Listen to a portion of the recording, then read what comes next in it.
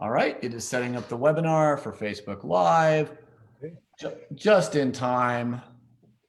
I'm almost up to my 100th show, so I'm finally figuring this stuff all out. And there's just in case you're noticing, there will be about a 7-second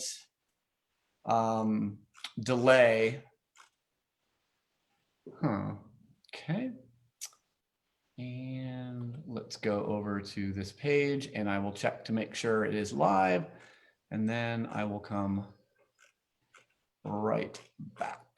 Okay, page.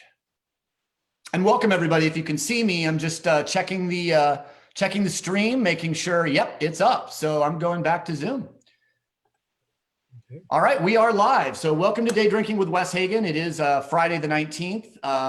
And that would also make it Juneteenth. So I don't know if that's exactly something that we should celebrate, but as everyone knows on the show, I am not shy to say Black Lives Matter, and I'm not shy to say that whatever we can do to increase science, rationality, and flourishing on the planet Earth, I am all in for it. So we're going to focus on that. One way that we flourish, one way that we all get together and have a fun time is to either using social distancing in person or hanging out with our friends, having a sip. We drink wine.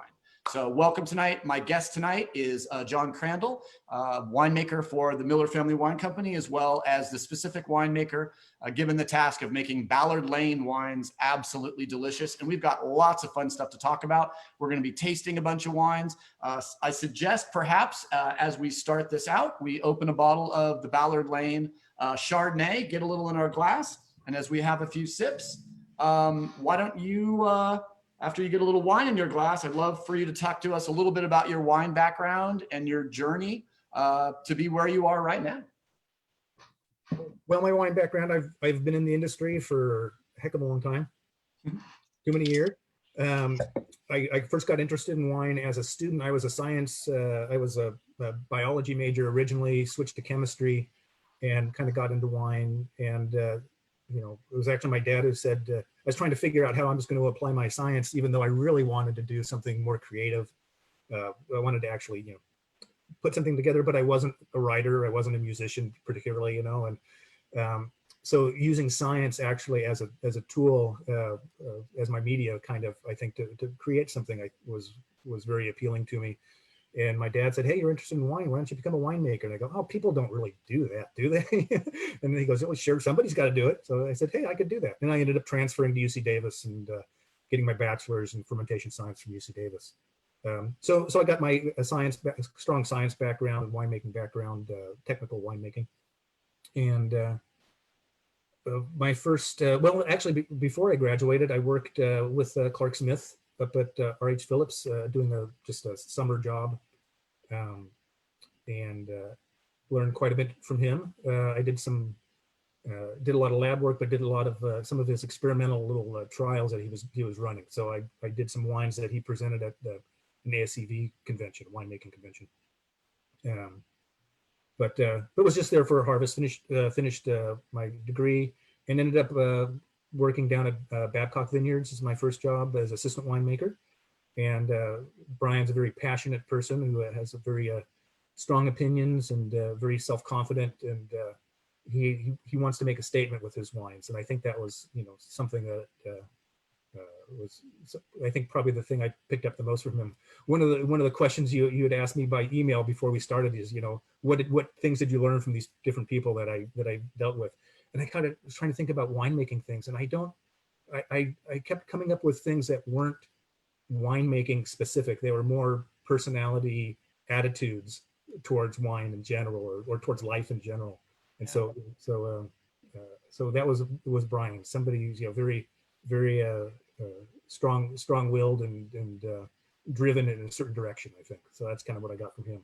But I was there for just a short while, and ended up working as a winemaker at, interestingly, at Ballard Canyon Winery, which is no relation to Ballard Lane Winery, other than where the source of the name came from. And made a lot of Rieslings, some blush wines, but also made some Cabernet from the grapes. And that was Dr. Hollick? Yeah, Gene Halleck, yeah. Gene Halleck. Yeah. so that was very educational. I mean, I was only out of school for less than a year, and I was already a winemaker at a place. So Awesome. learned a lot of things. Some of them not the easiest way. Some by trial and error, I think. But it was, I think, a good experience. So I was there for 3 years. Was the judge at the Orange County Fair when I was there, so I got to meet some different people. And but it was a very educational, kind of educating myself. But then I went from there. I started working at Cambria Winery. Signa Zoller was my boss there, and that was part of the Jackson family partners, and more of a, a lot more professional, a little bit more corporate, but Technical. a lot more technical, a lot more, they have their rules and regulations and procedures and stuff, which was actually pretty good. I think I needed a little bit more strength in some of that. So I got a pretty good background there. Worked with Dave Guffey was there for a little while. He was an assistant winemaker when I started. He moved up to winemaker, and I moved up to assistant. He's now at the Hess Collection as a winemaker there, I think. So that was good. Really good grapes, Santa Maria Valley grapes. So Chardonnay and Pinot Noir. So I have a lot of experience with doing Chardonnay and Pinot from Santa Maria Valley. So it helps out with being at Ballard Lane now and with the Miller family, since we have some Santa Maria Valley vineyards. Excellent source of grapes. From there, so I was there at Cambria for 8 years. Wow. Moved on. Signa, who was the person who hired me at Cambria, she moved on to Meridian Vineyards. She hired me again. I always like to say, hire me once, shame on me. Hire me twice, shame on you. So I was there, and I was there for 16 years. I ended up being in charge of red winemaking at Meridian. And for a little while, I was a brand winemaker for Behringer Founders Estates, which of course Behringer's up in Napa, but Sure. Behringer's part of that family. And so they're making wine at all different facilities. So even larger winery there, and a little more corporate attitude. So let's see. Yeah. Oh, I'll keep rambling while you're thinking of a question. No. What's come up to me so far is the balance between science and creativity, number one, and the idea of the different type of style of wine. I'm a liberal arts guy, University of Redlands. We sat in like little powwows and discussed, James Joyce. How that allowed me to make wine, I have no idea. Maybe I just had really great fruit. If I was going to say, I think a liberal arts perspective had the positivity, a little debate. I'll take the liberal arts side. You take the scientific side, because certainly you have a greater scientific education than I do. I think liberal arts, when you keep an open view of wine in the world as it's created, perhaps you are looking at it not just as science and craft and fermentation, but you're also thinking about maybe slightly a bigger picture of people using it and enjoying it. What you've read, what you've heard, the music. Clark Smith. I mean, the least liberal arts guy I've ever met, but he strongly believes that music has a strong impact on the enjoyment of wine. So that seems to me a little woo-woo for science, but we won't get into that. I got a story on that one too, but we'll go. Please. But I would just say that in general, to me, as I look at winemaking as a craft, a little bit more than a science or an art, using natural ingredients to make something that makes people comfortable, like a chair.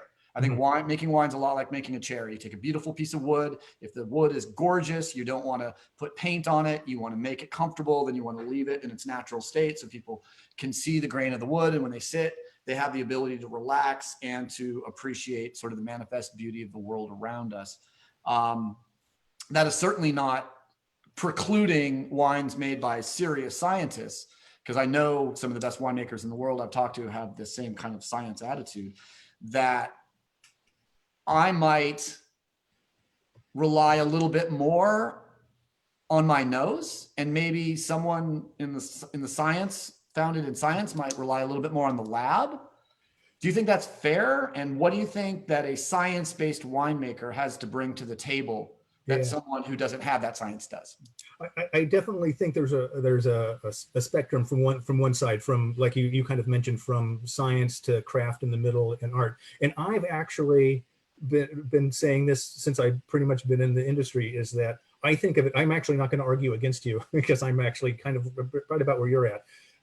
I argued pretty strongly that it's a craft as opposed to an art. I think of poetry, or I think of literature or paintings, and I think there's a lot more, there's a statement that you can make in those fields, that,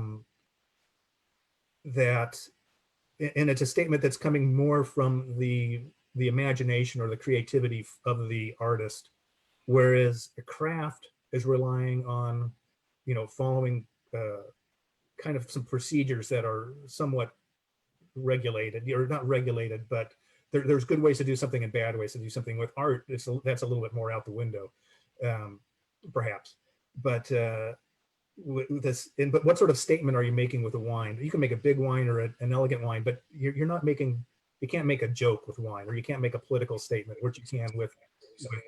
It's a little bit more of an art. I apologize. I just have to mute. I'm watching the Facebook just to make sure if there's questions, I'll get them back to you. So yeah, Brian Babcock. Remember we talked about what he taught us about wine. The biggest thing I ever remember about Brian Babcock is a discussion we had. I got hired for $100 to write my first wine article for a local newspaper, and the topic was going to be, is winemaking art or craft? And so I talked to 3 winemakers: Jim Clendenin, Brian Babcock, and Rick Longoria. Okay. Jim gave me some great answers that really didn't answer the question, but I published them and we had a drink and it was great. But he talked a lot though. Yeah, but gave really, really good answer. I think it was in French. I'm not sure. Brian Babcock gave me the best answer, although Rick, it's pretty damn close. Brian Babcock said, and it was great, I got 3 answers from 3 winemakers. Epistemologically, here comes Occidental College, where my entire family went, except me. I wanted to be a rebel, so I went to Redlands. He said, epistemologically, wine can't be art, because the creation of art is the creation of a representation of a concrete.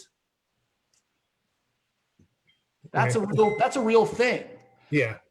I think he actually said, is the thinker really Dante Alighieri? Because I didn't know Dante actually, that Dante was the thinker. I didn't know Rodin actually made the thinker. It's actually a historic personage. Oh, okay. I didn't know that. It's not really Rodin in there. It's a representation of Rodin, right? He believes that wine has to be a craft because it is a physical object created for, the pleasure of a human being. And then Rick came up with a really great foil to that argument, saying most winemaking is craft, but the greatest winemakers are artists, because they can posit their own style on the wine in a way that makes it almost as much about the affectation as the terroir. And he called it like saving terroir. He didn't say it was like affectation. I've put my sort of foot on this wine, and now it's inimitably Longoria. I think what he was saying is a great winemaker that you could call an artist is someone who could take a moderately decent vintage or fruit that came in with a lot of VA or a lot of sour rot or some problems, and get around it and still make a sound wine. What would you think about that? Well, one thing, I don't know if there is a black and white border. You've got craft and you've got art. I think you have a spectrum that goes from one to the other. And I can definitely see Rick's Longoria's point of you can put a stamp on it that is an expression that's unique to you. That's part of it. But I don't know if it takes it as far into the art realm as some of these other medias that are out there. I think there's a gray area. Thank goodness, because I'm never one to believe in any absolute. I always think that the middle, the truth seeks the middle ground. And I totally, absolutely agree with you. Have a couple questions coming in. I'm going to pepper them in from Nick. He was asking about the 17 Cabernet Sauvignon. He said he likes the oak. Do you want to talk about a little bit about how traditionally we would oak the Ballard Lane Cabernets? And then he was asking staves or French oak, any particular provider? And then he was asking if would like to say anything about flex tanks for micro-oxygenation. Okay, we'll get into the oak first. So we've used, I have nothing against American oak or Hungarian oak or other sources. It seems like historically, before I was there, and still pretty much for the most part now, we're using French oak. We're using mostly staves inside of tanks. A lot of times we will finish up blends by using some sort of chips or blocks or smaller oak pieces, because they extract a little quicker, to give them a little tweak in one direction or another.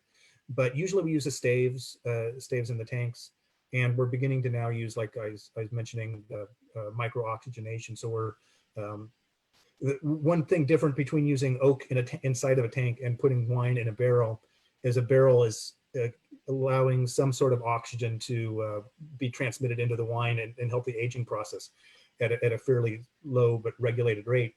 If you take a stainless steel tank and you put the oak in the tank, you're getting the oak extract, but you're not getting the oxygen. And that is something that probably helps integrate that oak character. So we're now beginning to like bubble oxygen into the tank at a really measured rate. Now, is that rate meant to approximate the same amount of oxygen that would be finding ingress into a 225 liter barrel? Right. It actually, it isn't exactly. It depends on the point of the process that you have the wine. So right when the wine is finished fermenting, maybe even before it's gone through malolactic and you haven't added any sulfites or anything to the wine as an antioxidant, it's actually, red wines are actually capable of handling quite a bit of oxygen.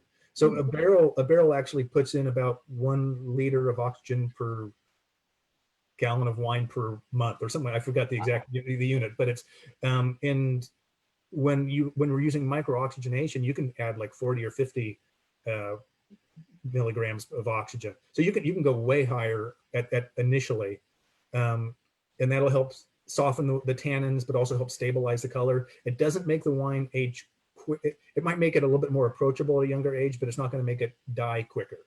Right. It helps structure the wine a little bit better.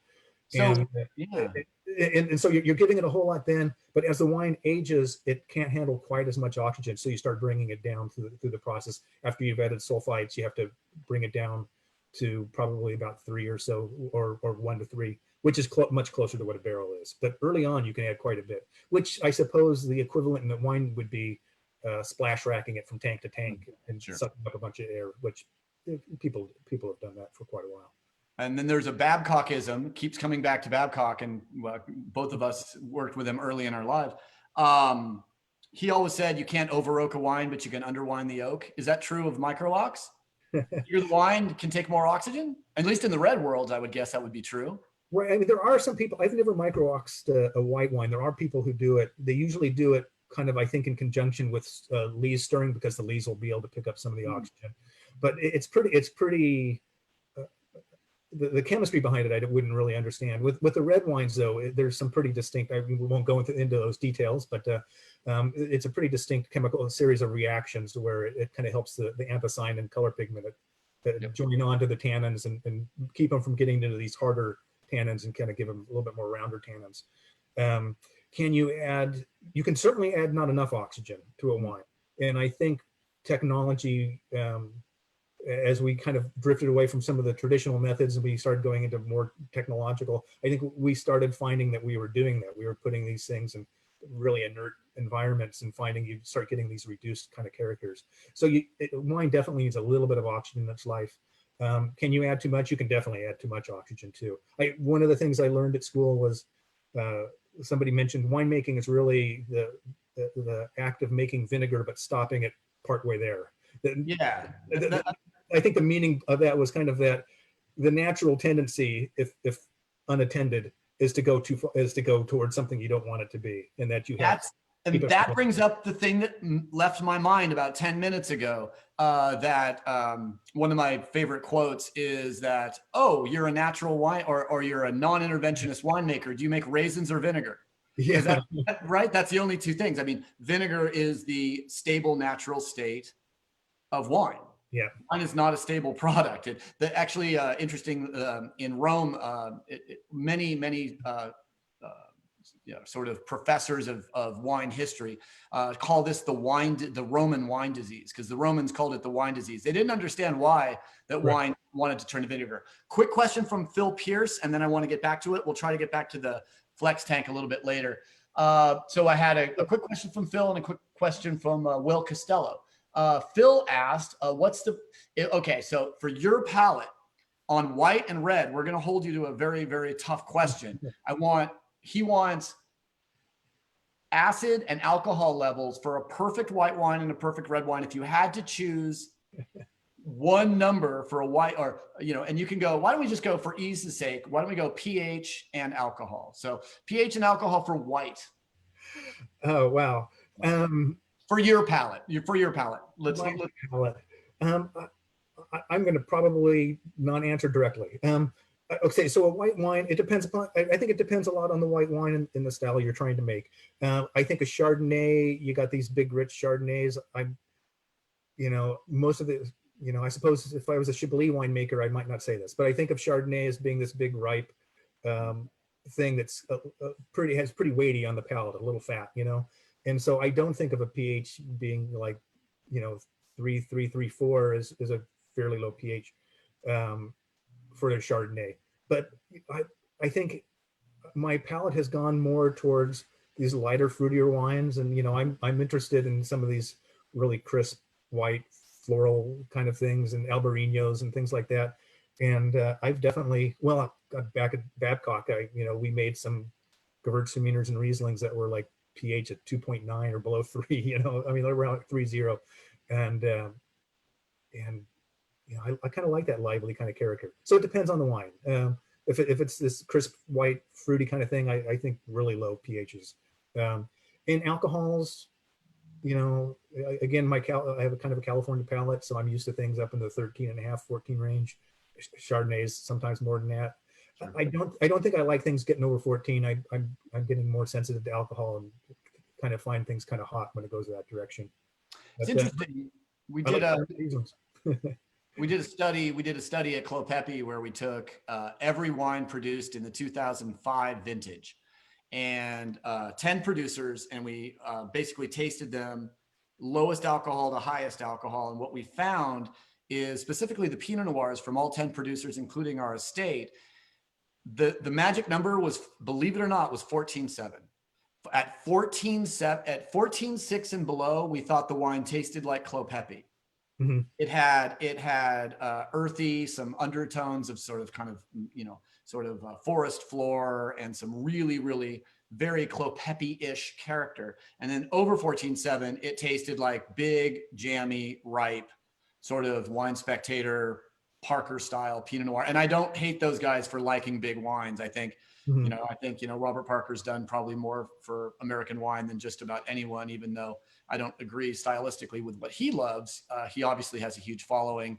And I think a lot of people who don't like him just don't like his perception of the wines and the style. I don't like how Robert Parker looked at my wines. He was never very nice to me. He said some stuff like, the other producers at Clopepi make better wine than I do. That's all well and good for his palate. I wore that like a badge of honor. We put it in our tasting notes.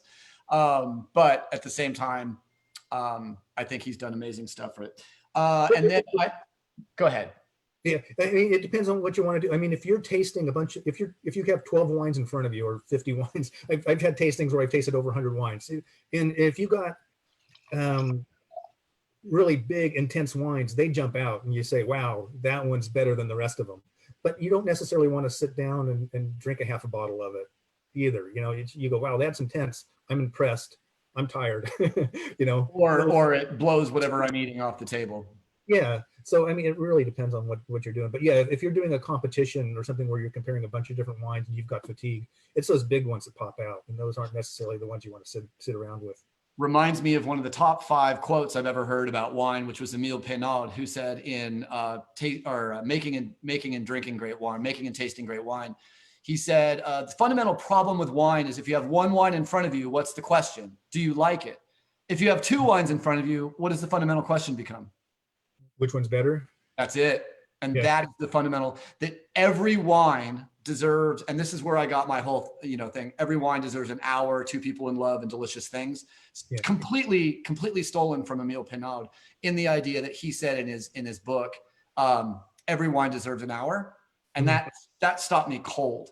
What do you mean? And then the more I thought about it, the more brilliant I thought, and I would say 2 hours or a day to let that wine wake up the next day and go back and taste it. All right, we have completely ignored many of my questions, which is cool because we're having a good time and we're answering a lot of questions. I do want to make sure we get to the question from Will Costello, who said, yeah, really, really important, because this is really going to ties in exactly to my next question. It seems that the winemakers who make $100 blends, $100 Napa wines, $1,000 French wines, Portuguese, Spanish, all these, that expensive wines, that somehow the messaging behind expensive wines almost becomes more important and given more value in media than people who are making the wines that are basically keeping all of us drinking.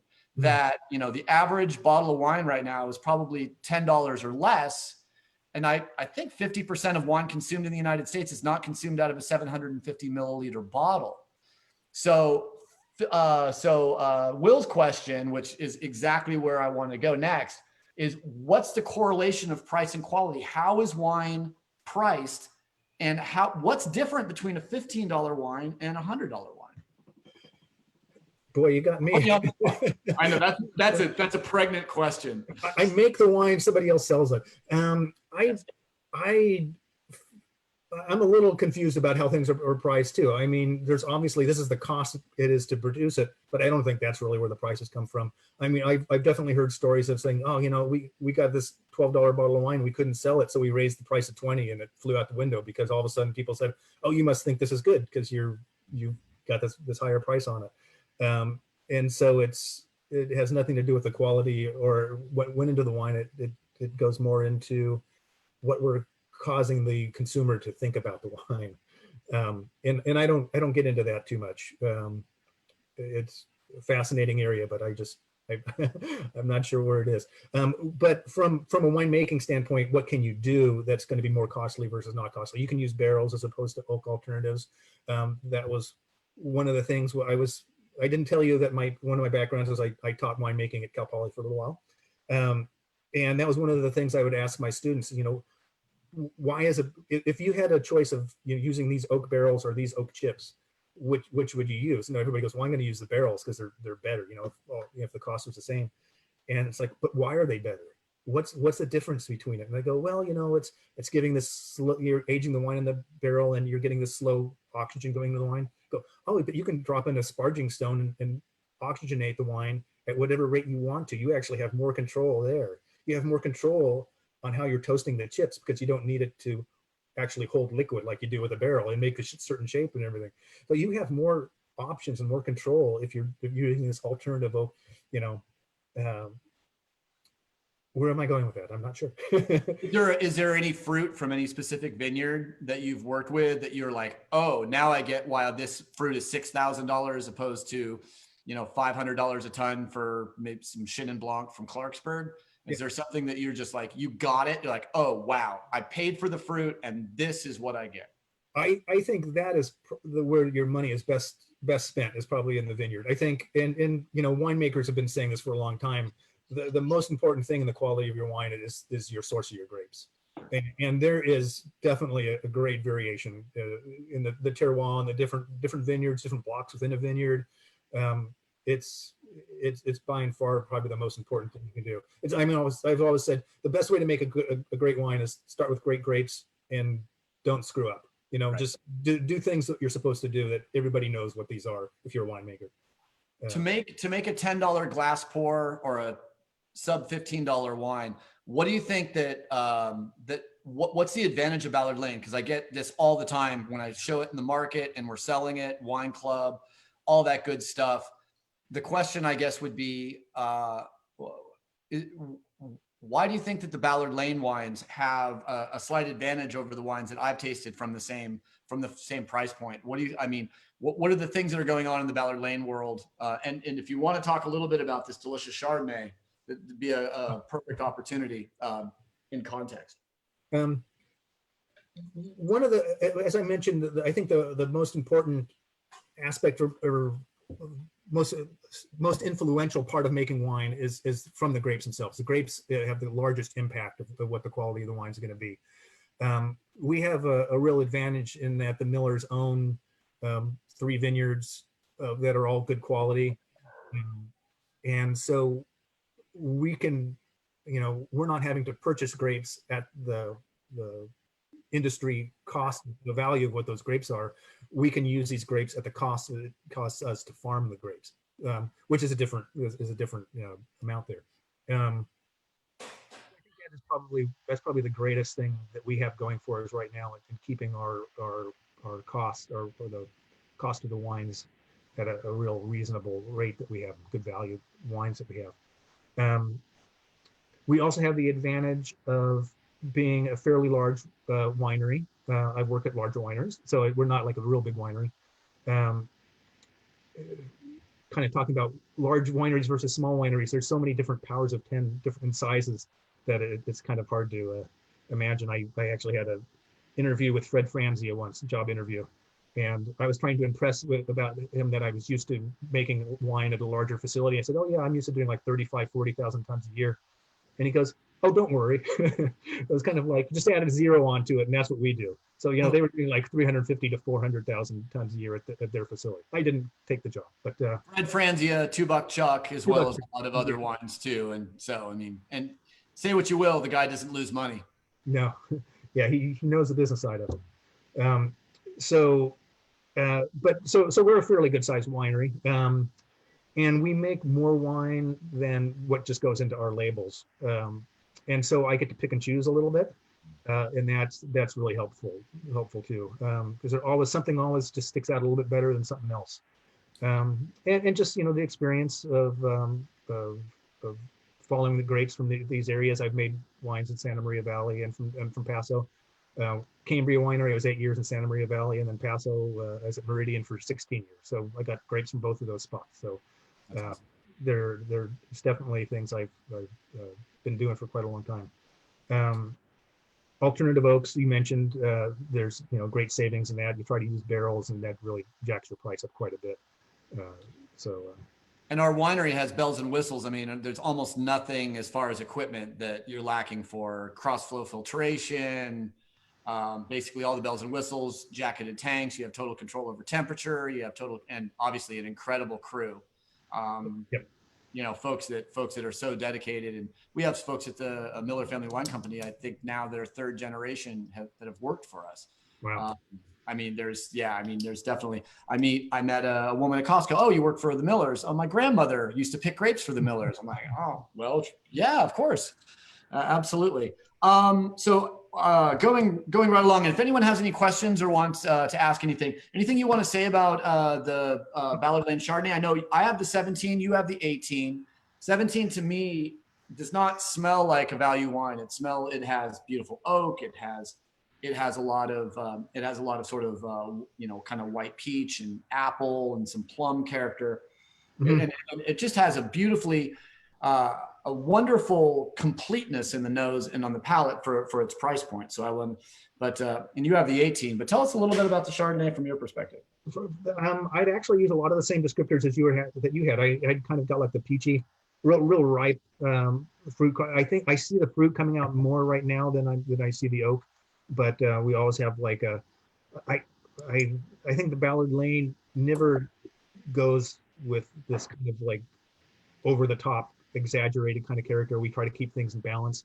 Chardonnay definitely goes well with oak, and so we always want to have a good, a significant, perceptible amount of oak that's there. But always trying to maintain the balance, and we're able to get a good amount of oak because of the amount of fruit character that it has in it too. So I'm getting more of the fruit character, I think, when I'm smelling this. I get a little bit of the tropical pineapple, but more along the peach apple side.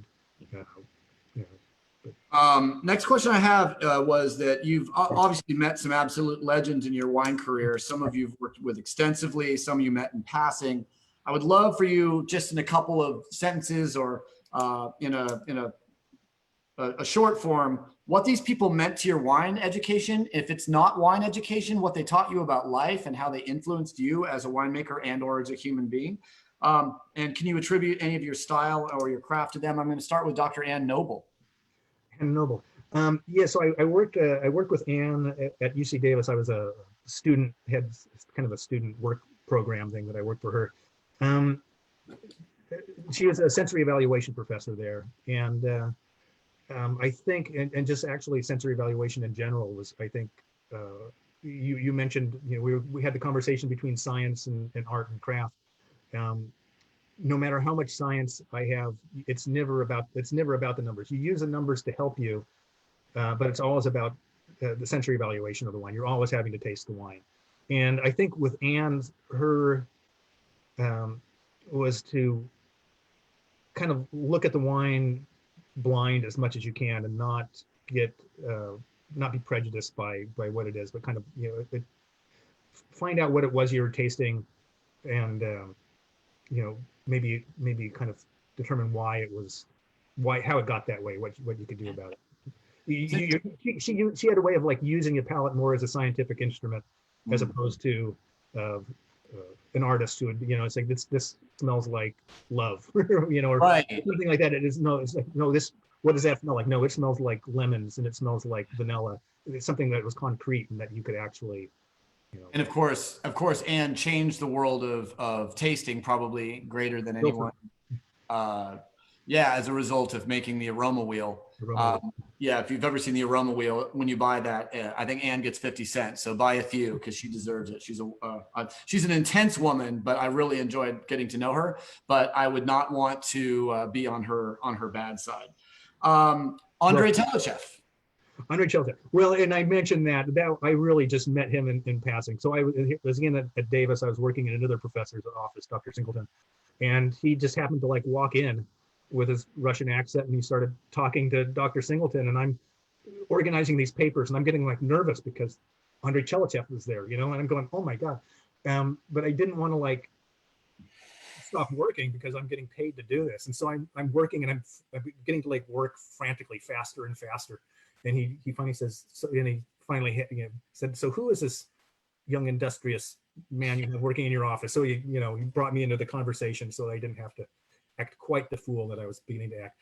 But did I learn anything from him? I didn't really talk to him long enough. Although he's really changed the industry too. I mean, stainless steel fermentation, I think, came from him. He also, who was it? Dan Berger told me he got fired from BV for going into the vineyard too much. They told him, stop bothering our vineyard managers. He went in, continued to bother the vineyard managers like any good winemaker does, and got fired for it. When I was at, since it's a negative, I can't say what winery it was at. I was at a winery, and there was a policy for a little while. The vineyard manager didn't like the winemakers in the vineyard, so he went to the owner and said, you got to get the winemakers out of the vineyard. And so that was a policy for a little while. Is that the winemakers were not supposed to go into the vineyard, which of course we did anyway. But yeah, it didn't stop us. It's when I was the vineyard manager at Clopepi, of course, anytime I'd be doing vineyard management or I'd be doing some shoot positioning or some leaf pulling, all of a sudden Adam Tolmack or Ken Brown's head would come through the canopy and say, you missed one every damn time. And man, having Adam Tolmack or Ken Brown take you into the vineyard and telling you what they want in the sections made my wine better. Because I could be paying them $300 an hour to getting them tips. So I think winemakers deserve in the vineyard. But that's next, the inimitable Clark Smith. He's definitely a guy that gets a lot of emotions going in the people that talk about him. I like Clark. I worked for him while I was still a student. I actually ran into him a number of times in my career. When I was at Cal Poly, I had him as a guest lecturer. I had my students actually, the quarter before I had him as a guest lecturer, I had my students read his book, Postmodern Winemaking. And I divided the group into a number of different groups, the class into a number of different groups, and had them debate like 7 different issues. I had him in the book because he was taking a stance that was rather non-scientific in a lot of cases. And so it was kind of fun to watch the students kind of battle between the art versus the science of it a little bit. So he's really a person that kind of makes you try to think beyond just the transferred science. So as you mentioned, he's got a strong, I think he was a chemical engineer at MIT before he transferred to get his master's at Davis, which I don't think he ever finished. I might be wrong about that, but he definitely has a really strong science background, but he's also got really strong concept of the art of winemaking.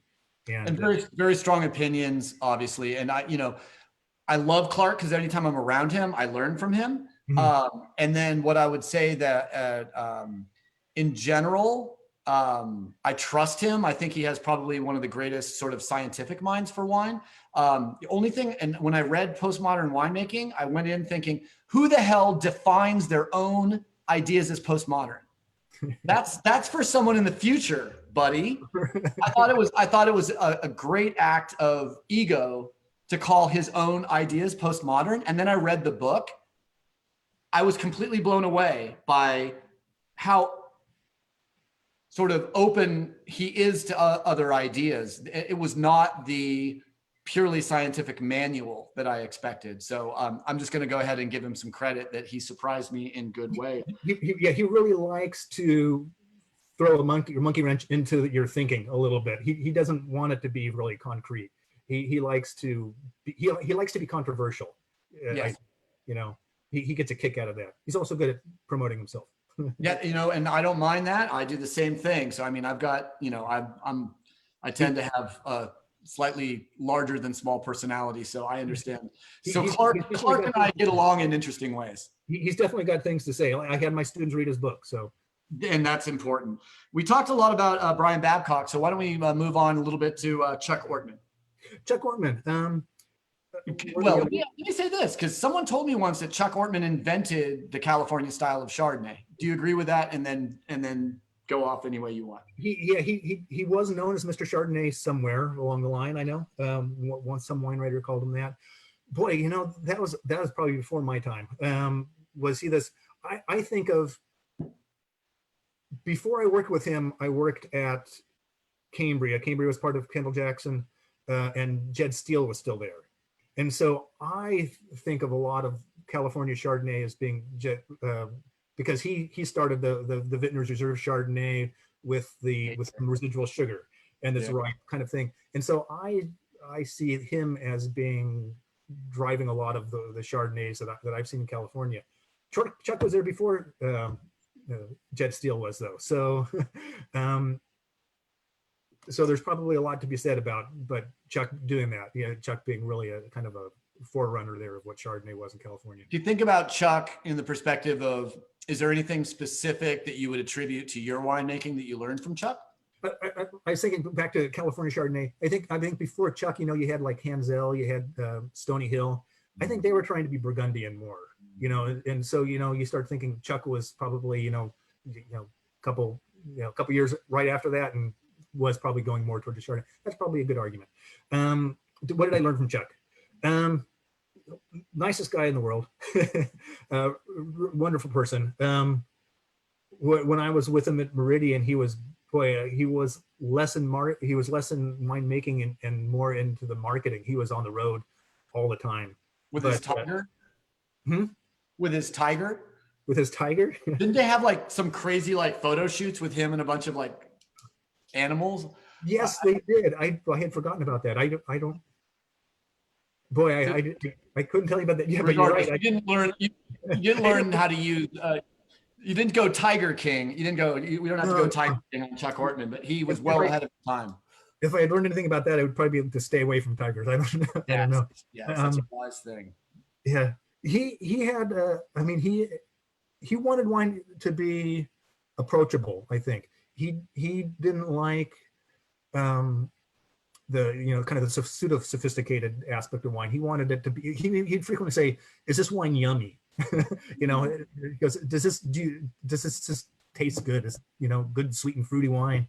He liked something that was real approachable and real easy to drink, and I think so. I think a lot of the style of the wines I make are kind of along that line. I definitely can appreciate your $100 bottle of wine, or your Corton Charlemagne, or something like your Lafite or whatever, what have you. It's like I understand why those are great wines, but I'm not drinking that every day. I'm drinking Ballard Lane every day. It's and enjoying it. They're really clean, straightforward, giving you exactly an enjoyable experience. And I think that's what Chuck gave me a feeling like. That is a perfectly acceptable attitude. Is wine doesn't have to be getting a 98 from Robert Parker to be something that's worthwhile in my cellar. It has to be something that I can sit down and enjoy and appreciate. Absolutely. And before we go any further, I want to take 10 seconds of strictly commercial to let you guys know that we actually did produce a special promo code just for this show. All wines within the Miller Family Wine Company now, if you use the promo code on millerfamilywines.com to buy the Ballard Lane wines, the Barrel Burner, Smashberry, or J. Wilkes, as long as you buy 6 bottles or more, you can use all caps, just put in penny ship, PENNYSHIP, and you can get as long from 6 bottles to 6 million bottles shipped to your home for a penny. So you pay our normal discounted good rates on Miller Family Wine Company, millerfamilywines.com, and then you get a really good deal on shipping. So I just wanted to throw that out there because Phil Pierce is watching, and I want to make sure that they're our sales director, or excuse me, our marketing director knows that I'm keeping in mind that someone is paying our bills tonight, and that is the Millers, and they would like to sell you some wine. How does the winery continue to operate during COVID? Oh, that's a challenge. I'm actually working remotely a lot of the time. I go in 1 or 2 days a week, and I kind of have people who are working there full time gathering samples for me, and I kind of go in there and make a bunch of blends like I did today. The production crew is now back full time. For a little while, the production crew was split half and half in the cellar. So half of them would come in on one day, and then the other half would come in the next day. So kind of, we're working in teams. We're wearing our masks and everything. It's hard to wear a mask and taste wine, I've discovered. So I frequently have to take my mask off and then forget to put it back on. So I'm getting myself in trouble walking through the cellar with my mask down every now and then. But so it's been a challenge, but we keep going. The bottling line has been running full time. We've got keeping those people have been really busy. Yeah, I could go into more detail, but I think. I mean, wouldn't you say? I mean, from my experience, and I worked, for most of my production winemaking career, I worked at a 2,000 case winery. I mean, we didn't crush. I don't even want to tell you how many tons we crushed a year, because you'd be like, how many people did you have? But we may have like 3 interns, maybe an international intern, local intern, whatever. And, as far as one person on the pump, one person at the barrel, one person at the press, one person on the forklift. It seems like winemaking kind of has a built-in sort of distancing thing. There's not a lot you need to do in winemaking that requires, I remember one time my wife forgot that our reserve Pinot Noir was in a tank, and she was busting off all of the stainless steel off the tank. So she basically pulled a 2.5-inch triclover off of a tank that was full of $85 a bottle wine, and just it exploded out. And she tried to stuff it back and called my name, and I obviously had to run back and be right next to her and try to somehow get a gasket back in and clamp the thing. It was the greatest moment of my wine career, because we only lost about 2 cases of that wine, and Wow. then I managed to get a gasket into it, slam it shut, and then get it closed. And she was so embarrassed. And it's the only mistake she has ever made in her winemaking career. I've made thousands, and that was it. I've seen that exact mistake happen on a 20,000 gallon tank of Chardonnay juice, and they could not get the valve back on. And Cygnus Oller and Harold Osborne were sitting there for a long time trying to get it on, and they finally put on a hose, put a valve at the end of the hose, left it open, attached the hose so the wine was going through going through the hose, got it attached, and then closed the valve. But they lost, I think, a couple thousand gallons of juice. Fortunately, this was a 200-gallon or 100, and it was a three barrel. That's gonna absolutely kill me. We touched on making value-driven wine and the wines you take that you obviously make. So as far as what I would love to do is to take a little bit of moment and talk a little bit about what do you want out of Ballard Lane Sauvignon Blanc. And then we're going to just kind of do a speed round, talk a little bit about each one of the wines you make, just kind of whatever you want to say about it. The Ballard Lane Sauvignon Blanc, what can people expect out of Sauvignon Blanc from Ballard Lane? So it's definitely a fruit forward. It's a warmer climate Sauvignon Blanc, so you don't have the grassy kind of character. It's more the ripe melony kind of character. No oak at all in that wine, so the crisp floral fruit character. Fruit forward. No malolactic? No malolactic. Cool. And how about the Chardonnay? Chardonnay, mostly fruit forward, but definitely trying to balance that with a distinct amount of oak to it. A little softer acid, but not being flabby, not fat and flabby, but ripe fruit characters. We got cool vineyard and warmer vineyard stuff in there too. So the cooler you get a little bit more citrus, the warmer you get more of the ripe pear or something like that. I love selling this in the market because people taste it and then look at the price on the sheet and they go, and then they look and look again.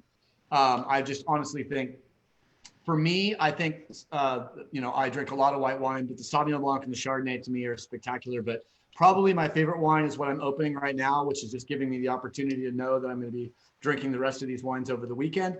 The Pinot Noir. Again, we're focusing on the fruit more than anything. I think, again, the oak is a little bit more of a backdrop on that one, adding a little bit of spiciness, adding a little complexity. It's got some nice red cherry kind of fruit characters to it. And Pinot's always got a little bit of something funky going on. So you get, as it ages, you get a little bit of the leather, a little bit of a leafy kind of character to it. Hopefully not losing the fruit though. No, they'll kind of real forward on them. I've always loved this one because it offers more complexity than just about any Pinot Noir, especially I'm drinking the 17, you may be drinking the 18. 17 to me has so much like white pepper and forest floor. And there's not a lot of wines at this price point that offer a complexity within the aromatics that kind of strikes you as almost struggling to understand it, because it's a very complete wine, but it's also it's a very complex wine too. I think but for some reason, even though I drink and I probably sell more Pinot Noir from from Ballard Lane than any of the other varieties, my favorite is the Zinfandel. So why is the Zinfandel my favorite? I'm not sure, but Zinfandel is actually one of the varieties I've always really liked. That one should be exclusively from our French Camp or Paso Robles vineyard. So it's got really ripe, jammy kind of qualities to it. I kind of mentioned that we don't want to go, our wines tend not to be too far over the top. Zinfandel kind of lends itself to that, so I'm definitely okay with that, getting a little bit more towards the big jammy kind of style. That's a 17 you have there, right? Yeah, it's 14-1. 14-1. So and our you have a little bit of leeway on the labels, but we're pretty darn close to it. We are. With our labels. 14-1 means we're honest because we know the tax rate changes at 14. Yeah.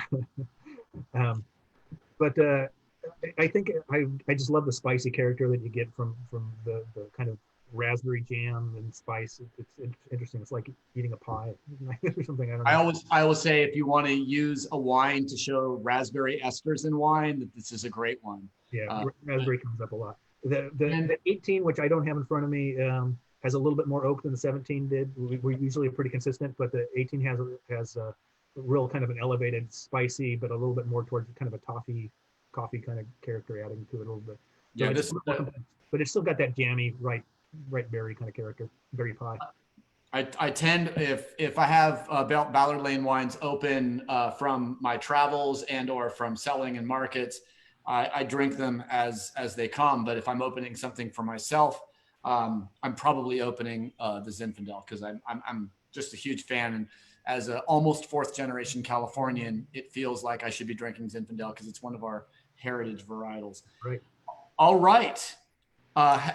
Finishing last but not least, because it is a monster in the market. Talk to us about this beautiful Cabernet Sauvignon. So the Cabernet, definitely we got kind of a ripe blackberry jam or something. And that's another wine that goes really well with oak. You definitely want some of that spicy clove, a little bit of toffee, kind of oak, maybe a little coffee. And it just integrates right in there. So it's like, you don't necessarily think oak when you're smelling it. But if you didn't have the oak there, it would be a completely different wine. It adds a lot of good structure and a lot of good body to it. But still, trying to keep that the kind of the cedary blackberry jam, and then some cherry fruit, maybe a little bit there too. It's a lovely wine, and I'm really enjoy drinking it. I've got let's see, I've got at least one good question, and then we'll get into the speed round. The question from Michelle Shin, who's one of our best customers, and she's probably been on almost every day drinking. She's probably, I'm going to probably have to buy her a Rolex for her participation. She said, I find a winery's reds have a certain profile on the palate. Do you think that's the yeast, like a native or a feral yeast? Is it the barrels? Is it aging, or is it terroir? If house style, I guess, is where she's going. Yeah, I mean, that's kind of hard to make a blanket statement across like all wines. Although I think I probably have seen that. I don't think it's yeast too much unless you're doing some sort of wild yeast. You know, then you might be getting some sort of funk that might be unique to your area. Terroir, I'm definitely a big proponent of that being pretty strong influence, I think. But oak is actually really pretty influential too. And there's a lot of different characters that you can get from oak. And you know, so if you're buying a Francois Frere barrel, you're getting this smoky toast. Where if you're getting a DJ barrel, you're getting this kind of creamy vanilla, or you know, or something like that. I mean, there's definitely some significant influence, I think, that you get from barrels, and certain winemakers really do like kind of focus on certain types of oak. So I'd say kind of a combination of the terroir and the oak is probably the most. I mean, the winemaker has something to do with it too when they're making the wines. Certainly, there's certainly a personality that emerges, especially if you have a brand where you have consistency over 10, 15, 20 years. You know, you look at Beringer, you know, I start thinking of, you know, who's the winemaker I'm thinking of that left about 10 years ago? It's Sprague. Oh yes, Ed Sobragio. Gosh, wow, what a winemaker. I mean, his Knights Valley Cabernet at $20, if you got a good deal on it. I'd buy a case every year and lay it down. 10 years on the date, we'd start opening it. My goodness. Dan Berger, who I respect more than just about any wine journalist in the world. I was driving him from a wine competition in Santa Barbara to a wine competition in Los Angeles. We ended up having this fantastic conversation. I can't tell you some of what we were talking about, but I asked him who he thought the best winemaker and the worst winemaker in California is. He said, I'm going to have to think about the worst. And he did come up with a name. And unfortunately, it ended up being a Santa Barbara winemaker who, unless I've had like 8 shots of Fernet, I will never, because he's actually kind of a friend of mine, but we won't go there. But without a moment of hesitation, he used Ed Sobragio was his choice for the best winemaker in California. After tasting all those delicious and amazing Knights Valley wines, I couldn't disagree at that very moment. I think that's a good choice. I worked with Ed not too closely, but he was at Beringer when I was part of the Beringer team. I was down at the Meridian facility, and got to work with him now and then. He was a good guy. A lot of integrity too. I like him as a person. He's an amazing dude. All right, we got a couple minutes left, so I'm going to go into the speed round. All you have to do is, all you need to do, these are all multiple choice. You just tell me which choice you choose, and I'll tell you if you're right or wrong. Slightly based on the Proust. No, it's not. It's just questions. Okay. Palm tree or giant sequoia to chill beneath? Giant sequoia. That's the right question. No wine tonight after dinner. Lager, double IPA, stout, spirits, or a cocktail? Oh, double IPA. You are correct. And the right answer would either be, it would probably be, I would guess, Russian River Brewery. I'm going to go ahead and just give it to Pliny the Elder. Better movie, Citizen Kane or Apocalypse Now? Oh, I'm going to go more modern, semi-modern, Apocalypse Now. And I would go with the director's cut, the Redux. I watch it once a year, whether I need it or not, to remind me what war does to human beings. Classical, jazz, country, rock, reggae, punk, or hip hop? Oh boy, I listen to my music on random, and I've got classical, jazz, pop. I have this penchant for classical.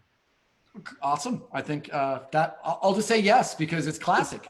You can only keep 1 grape in Santa Barbara County and 1 in Paso. What do you choose?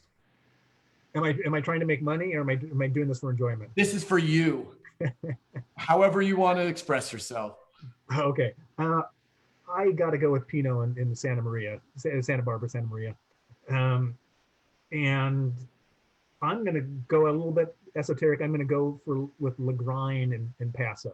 Oh, killing me. I love me some Lagrein.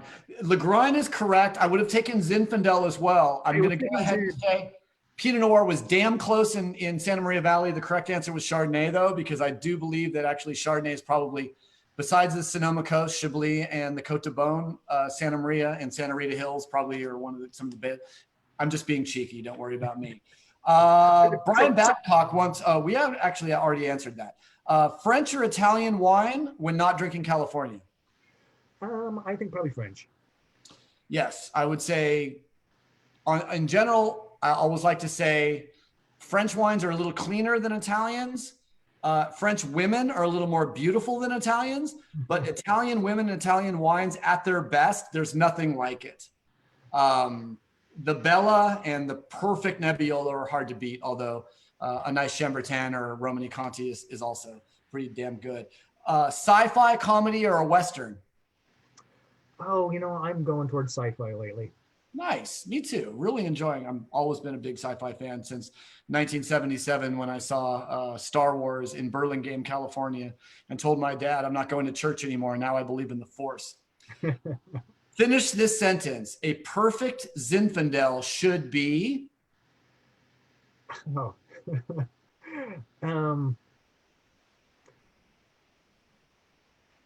I'm just not getting it. I jumping back and forth between descriptors, jammy, or I'm just saying awesome. Yeah. But or should be Paso Robles. That's redundant. Yeah. I love it. I love it.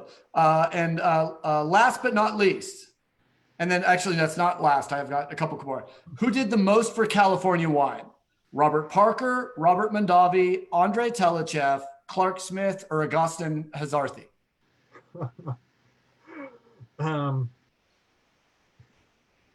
Damn. I want to say the further you go back, the more opportunity you have for affecting change. I heard Mondavi and I was going to go there, and then I heard Telechev and I said, oh, I'm going to go back to him. I'm gonna stick with Telechev. I won't go all the way back to what's his name. Yeah, if I'm saying it right, Harasthi. But yes, I mean, I would say that absolutely. I would absolutely agree with you in the sense that he probably pushed forward American winemaking more than anyone, giving the idea that wine is a gracious lifestyle. I love that. Okay, chemistry pop quiz for the Academic Achievement Award winner from Cerritos College. If you knock a hydrogen ion off of an ethanol molecule, do you end up with a pyruvate, an acetate, an aldehyde, or dihydrogen monoxide? You end up with an aldehyde. Actually, you end up with a radical that'll become an aldehyde, but yeah, it's okay. Yeah. That's right. That is absolutely correct. You win. And your bonus question, if you answer this question correctly, you get a can of Alvarado Street Double IPA, which is a very rare beer and quite delicious. Okay. And you said you love double IPAs, and this one is amazing. Who is Franco the Falcon? I don't have any idea. Franco the Falcon is the mascot of your alma mater. I had to look it up. Trust me. And if you asked me what the name of the bulldog was at the University of Redlands, I would probably, I know it just came to me as Jasper, but no worries. You did a damn good job. I think you got 8 out of 10. So you did an excellent job. I had a wonderful time tonight. Thank you so much, John. I'm going to look really quick. Looks like we got everyone else's. We got a good crowd watching, and I think we've had all the questions answered. So I will release you to your family and your responsibilities. I really appreciate you coming out tonight. And as I always say at the end of this show, I encourage everyone watching to find someone in their family, in their neighborhood, and in their cohort to make sure to reach out this week or even tonight to make sure everyone around you is flourishing and they're okay. And if they need support, please give them support. As I've been saying the last week, Black Lives Matter. Take care of each other. Make sure you show the world. And if you need to sit a moment with your own feelings and your own ideas and understand how you see the world and how that's affecting the right way around the people around you. I think we're in a moment in the world where we can redefine what the world is. This is the first moment in my life that I feel like the world is malleable and we can change it for good and change it for right. So however you feel and whatever's going on, just take care of the people around you, take care of your family, take care of everyone else, have a glass of wine, relax, and know that we're going to get through this. Humans are amazing at getting us back to a sense of flourishing. So thank you to John Crandall. Thank you to everyone watching, and do something tonight, do something tomorrow that makes the world a better place. So thanks again, John. Really appreciated having you here. And anyone who didn't catch the whole show, we will be putting the show up on Facebook, or excuse me, on YouTube, and the Facebook presentation will be there in perpetuity. So thanks again. John, have a wonderful evening, have a wonderful weekend, and I really appreciate you being here. Well, thank you. I had a great time. Great. Well, we'll see you in a couple days whenever we're blending a wine together. So appreciate your time. Look forward to it. All right, guys. Thanks, everyone. We'll see you soon. Bye, everybody. Take good care.